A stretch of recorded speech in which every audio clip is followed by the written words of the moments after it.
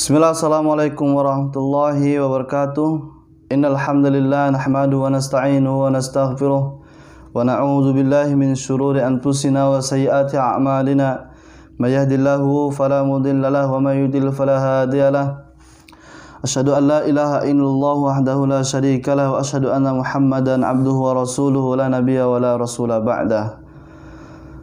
Teman-teman yang dirahmati oleh Allah SWT, puji syukur senantiasa kita panjatkan kepada Allah SWT yang telah memberikan kita banyak sekali kenikmatan.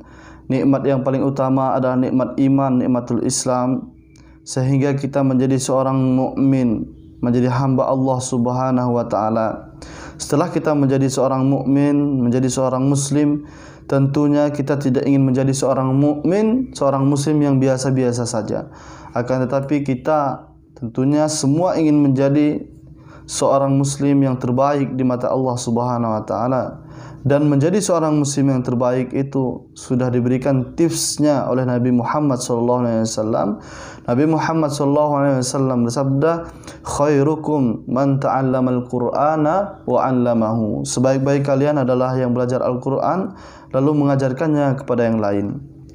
Teman-teman yang dirahmati Allah Subhanahu wa taala, pada kesempatan kali ini ana ingin berbagi cara atau metode dalam menghafal Al-Qur'an. Karena beberapa ikhwan banyak yang bertanya tentang cara menghafal Al-Qur'an, para santri Fathan Mubina. Ada juga yang bertanya bagaimana cara menghafal Al-Qur'an supaya mudah dalam menghafal Al-Qur'an, supaya tidak kesulitan, hafalannya kuat dan lain sebagainya. Teman-teman yang dirahmati oleh Allah Subhanahu wa taala, kita harus tancapkan di dada kita bahwa Al-Qur'an itu mudah untuk dihafal. Al-Qur'an itu mudah untuk dipelajari. Sehingga ketika kita menghafal pun itu menjadi mudah. Teman-teman yang dirahmati oleh Allah Subhanahu wa taala, ma'asyiral muslimin rahimakumullah. Menghafal Al-Qur'an itu akan sangat mudah apabila kita sering membaca ayat yang ingin kita hafal dan sering mendengar ayat yang ingin kita hafal. Seluruh kaum muslimin di muka bumi ini hampir semuanya mereka hafal surah Al-Fatihah.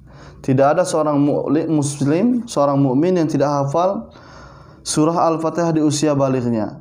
Teman-teman yang dirahmati oleh Allah Subhanahu wa taala, pertanyaannya, kapankah seorang mukmin itu, apakah dia ingat ketika dia menghafal Al-Fatihah itu? Apakah dia ingat kapan dia menghafal Al-Fatihah itu? Apakah Al-Fatihah itu tiba-tiba dia hafal karena dia sering mendengar ayahnya, atau sering mendengar kakaknya, atau sering mendengar murattal, atau sering mendengar tetangganya dan lain sebagainya melantunkan surah Al-Fatihah, sering menjadi makmum sehingga dia hafal surah Al-Fatihah tersebut. Atau zikir 5 waktu misalnya di masjid, orang yang zikirnya keras-keras, dia tidak pernah menghafal zikir tersebut, akan tetapi karena dia sering mendengar, sering mengikuti orang membaca zikir, dan dia hafal dengan sendirinya. Itulah Al-Quran. Ma'asyiral muslimin rahimakumullah.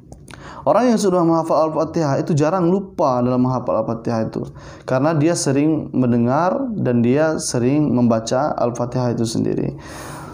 Teman-teman yang dirahmati oleh Allah Subhanahu wa taala, metode yang Anda pakai pertama kali dalam menghafal Al-Quran itu adalah metode satu ayat satu ayat. Orang awam yang baru memiliki semangat misalnya, awam sekali dalam menghafal Al-Quran, baru mau mulai, bacaannya masih terbata-bata, tapi dia punya semangat dalam menghafal Al-Quran, tentu dia akan memulai dalam menghafal Al-Quran itu dengan metode satu ayat satu ayat. Contohnya begini: A'udzu billahi minasy syaithanir rajim. Inna lil muttaqina mafaza. Inna lil muttaqina mafaza. Inna lil muttaqina mafaza. Ketika dia sudah hafal ayat pertama ini, dia sudah yakin bisa mengulang ayat yang pertama ini, maka dia akan loncat ke ayat berikutnya. Hadaiqa wa a'naba, hadaiqa wa a'naba. Baru dia ulang dari ayat yang pertama. Inna lil muttaqina mafaza, hadaiqa wa a'naba. Terus ketika dia sudah merasa ayat yang pertama dan ayat yang kedua ini dia sudah lancar, sudah bisa melafazkannya. Lalu dia ke ayat ketiga, wa kawaiba atraba. Terus seperti itu, dan ayat yang pertama hilang, ayat yang kedua hilang. Kalau metode yang seperti itu, mau sampai kapan dia hafal itu? Dia menghafal satu halaman ini bisa jadi 1 hari, 2 hari, 1 minggu, bahkan dia baru bisa hafal satu halaman ini jika memakai metode seperti itu. Dulu saya memakai metode seperti ini, lama sekali menghafal. Menghafal surah An-Naba ini saya selama 1 bulan, dan menghafal 1 juz 30 itu saya selama 1 tahun lamanya. Teman-teman yang dirahmati oleh Allah SWT, mengapa lama sampai 1 tahun? Ya karena bukan di pondok tahfizul Quran. Karena waktu itu saya di pondok bukan tahfizul Quran, jadi fokusnya tidak hanya ke tahfiz, akan tapi belajar akidah, fikih, bahasa dan lain sebagainya. Sehingga menghafal Al-Quran itu bukan kegiatan prioritas seminggu 2 kali atau dan lain sebagainya. Teman-teman yang dirahmati oleh Allah SWT, kemudian ketika saya menghafal Al-Quran di pesantren tinggi Al-Islam, saya menemukan cara yang sangat nikmat sekali, yang sangat mudah dalam menghafal Al-Quran, yaitu dengan cara sering membaca ayat yang ingin kita hafal, dan sering mendengar ayat yang ingin kita hafal. Contohnya, kita ingin menghafal surat An-Naba juz 30. Besok kita ingin setorkan kepada ustadz kita, kepada pengasuh kita, kepada guru tahfiz kita misalnya. Besok kita ingin setorkan. Itu bagaimana caranya? Hari ini kita hafal surat An-Naba tersebut. Maka yang diperlukan di sini, ma'asyiral muslimin, teman-teman dirahmati oleh Allah SWT, kita harus fokus. Kalau besok kita ingin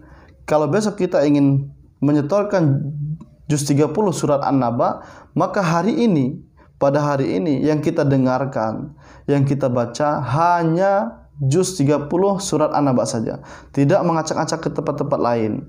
Contohnya seperti ini, dari bangun subuh jam 4 misalnya. Jam 4 kita bangun subuh, mungkin sholat dulu witir, kemudian membaca Al-Quran.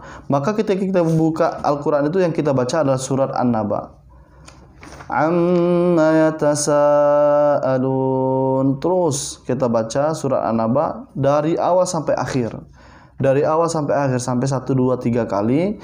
Kemudian teman-teman yang dirahmati oleh Allah SWT, setelah kita membaca 1 sampai 2, 3 kali surat An-Naba ini, ketika masih ada waktu, kita baca terus sampai kita betul-betul melafazkannya dengan mudah. Melafazkan surat An-Naba ini dengan mudah dan dengan fasih, dan tidak ada yang macet-macet misal membacanya, tapi dengan lancar dan lain sebagainya. Teman-teman yang dirahmati oleh Allah SWT, setelah kita dengan lancar membacanya, maka kita harus fokus kepada memperlambat bacaan kita. Contohnya, Bismillahirrahmanirrahim.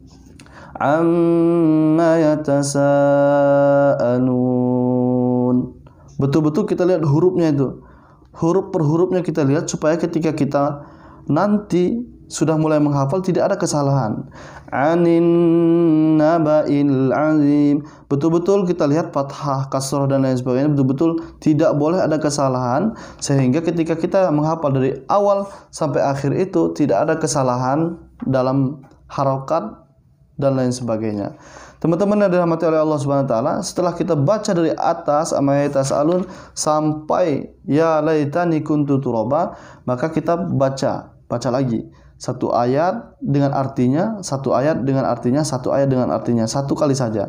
Kemudian setelah itu baru kita baca cepat. Misal amma yatasaalun 'anin naba'il 'azim alladzi hum fihi mukhtalifun kalla saya'lamun thumma kalla saya'lamun alam naj'alil arda mihada wal jibala autada. Terus diulang-ulang terus. Selama 1 hari itu kita ulang-ulang terus, maka misal kita dari jam 4 pagi tadi sampai maghrib kita sudah membaca artinya, mengulang-ulang, dan sudah lancar dalam melafazkan huruf-huruf di surah An-Naba tersebut. Ba'da maghrib, bismillah, kita duduk dengan fokus, kita coba hafal dari atas sampai ya laitani kuntu turaba, maka itu akan lebih mudah sekali ketika kita hafal dan akan sangat cepat sekali kita menghafalnya, dan tentunya hafalan itu sangat kuat dibanding dengan cara-cara yang lain karena hafalan tersebut sudah kita ulang. Besok pagi kita setorkan kepada musyrif kita, insya Allah lancar dan insya Allah mendapatkan nilai yang terbaik. Teman-teman yang dirahmati oleh Allah Subhanahu Wa Taala, misal satu surat itu kepanjangan Ustaz, Ana tidak mampu misal menghafal satu surat tersebut, maka fokus setengah halaman. Misal setengah halaman dari surah An-Naba, berarti surah An-Naba dibagi menjadi 3, berarti 3 kali dia menghafalnya. Misal lagi pertama kali menghafal Al-Quran mungkin sangat berat, maka satu halaman dulu, setengah halaman dulu. Misal dari surat An-Naba ayat 1, dari amma yatasa'alun sampai linukhrija bihi habban wa nabata, sampai ayat ini, sampai ayat 15. Dari ayat 15 sampai ayat 30 dan ayat 31 sampai ayat ke-40. Misal dibagi seperti itu kalau berat. Kalau berat lagi bagaimana Ustaz? 5 ayat kalau berat lagi. Kalau misal berat 15 ayat, maka dibagi 2 lagi, misal 5 ayat, 7 ayat atau 8 ayat. Ambil porsi sesuai dengan kemampuan kita dalam menghafal tersebut. Kalau kita mampunya 5 ayat, ambil 5 ayat satu hari. Kalau kita bisa 10 ayat, 10 ayat satu hari. Kalau kita bisa setengah halaman satu hari. Kalau bisa satu halaman satu hari, satu halaman satu. Tapi bahkan ada orang-orang itu, santri-santri itu yang bisa sampai 5 lembar hafalan baru, bukan murojaah, tapi dia mampu untuk menambah hafalannya 5 lembar hafalan baru sampai 10 halaman atau 1 juz hafalan baru dan lain sebagainya. Teman-teman yang dirahmati oleh Allah SWT, maka kita nggak boleh memaksakan diri kita. Ketika kita mampu misal menghafal 5 ayat, maka kita jangan paksa menghafal 40 ayat. Tetapi kita mampu menghafal 5 ayat, kita hafalkan 5 ayat, terus bertambah. Yang terpenting dari menghafal Al-Quran itu adalah bukan menghafalnya, tapi menjaganya. Tapi kalau orang belum punya hafalan Al-Quran, apa yang mau dia jaga? Maka tentu yang pertama dia lakukan adalah menghafal Al-Quran lalu menjaganya. Dulu semboyan kita ketika di pesantren tahfiz itu, semboyannya adalah menghafal itu, menambah hafalan itu hukumnya sunnah, sedangkan murojaah itu hukumnya wajib. Murojaah dimanapun dan kapanpun. Teman-teman yang dirahmati oleh Allah SWT, seseorang yang kuat hafalannya pasti dia banyak murojaahnya. Tidak mungkin seseorang yang tidak pernah murojaah hafalannya kuat, tidak mungkin. Karena seseorang yang hafalannya kuat pasti dibarengi dengan murojaah yang kuat. Seseorang yang hafalannya lemah pasti dibarengi dengan kelemahannya dalam murojaah. Teman-teman yang dirahmati oleh Allah Subhanahu wa taala, itulah mungkin metode terbaik yang pernah Anda pakai dalam menghafal Al-Quran itu, sehingga dari bacaan kita itu tidak ada yang salah. Kebanyakan misal anin naba'al azim, orang membaca seperti itu, misal anin naba'al azim, dia salah harokatnya, seharusnya anin naba'il, dia baca anin naba'al. Karena di awal ketika dia membaca ayat tersebut, dia langsung menghafal, tidak diteliti dulu. Kalau metode yang kita pakai tadi kan kita teliti dulu, dari amma yatasa'alun sampai ayat terakhirnya kita teliti dulu, huruf per hurufnya, harokat per harokatnya kita teliti, sehingga ketika kita menghafal Al-Quran itu tidak ada kesalahan dalam penyebutan harokat dan lain sebagainya. Karena teman-teman yang dirahmati oleh Allah SWT, satu kesalahan harokat penyebutannya, maka itu fatal sekali karena akan mengubah makna Al-Quran itu sendiri. Teman-teman yang dirahmati oleh Allah Subhanahu wa taala, pastikan hafalan kita itu dari awal sampai akhir betul-betul persis sama dengan yang ada di mushaf Al-Quran. Karena kita harus berhati-hati, yang kita jaga itu adalah firman Allah Subhanahu wa taala. Inna nahnu nazzalna dzikra, kata Allah Subhanahu wa taala, sesungguhnya kami menurunkan Al-Quran, wa inna lahu lahafizun, dan kami yang akan menjaga dan memelihara Al-Quran itu. Dan kita menghafal Al-Quran, maka kita menjadi bagian dari orang-orang yang menjaga firman-Nya Allah Subhanahu wa taala. Teman-teman yang dirahmati oleh Allah Subhanahu wa taala, mungkin itu adalah metode terbaik yang selama ini pernah saya pakai. Mungkin saya pernah beberapa kali memakai metode atau cara-cara menghafal Al-Quran, tapi saya yang nyamannya terakhir kali baik itu ketika mau menghafal Al-Quran ataupun mau murajaah kembali, maka itulah cara atau metode yang saya pakai sehingga itu tidak menguras pikiran, enjoy, mudah, cepat, dan hafalan kita menjadi kuat. Teman-teman yang dirahmati oleh Allah Subhanahu wa taala, itu mungkin yang bisa Anda sampaikan daripada metode menghafal Al-Quran dengan cepat dan metode hafalan kuat. Jika ada kritik dan saran yang membangun atau ada metode-metode yang lainnya, bisa di-share ke Anda. Nanti kita share ke teman-teman yang lain. Kita coba metodenya apakah bisa lebih baik dan lain sebagainya, karena kita harus terus berbenah untuk supaya menjadi yang terbaik. Aqulu qouli hadza wa astaghfirullahu li wa lakum wa lisairil muslimin min kulli dzambin innahu wal ghafurur rahim. Assalamualaikum warahmatullahi wabarakatuh.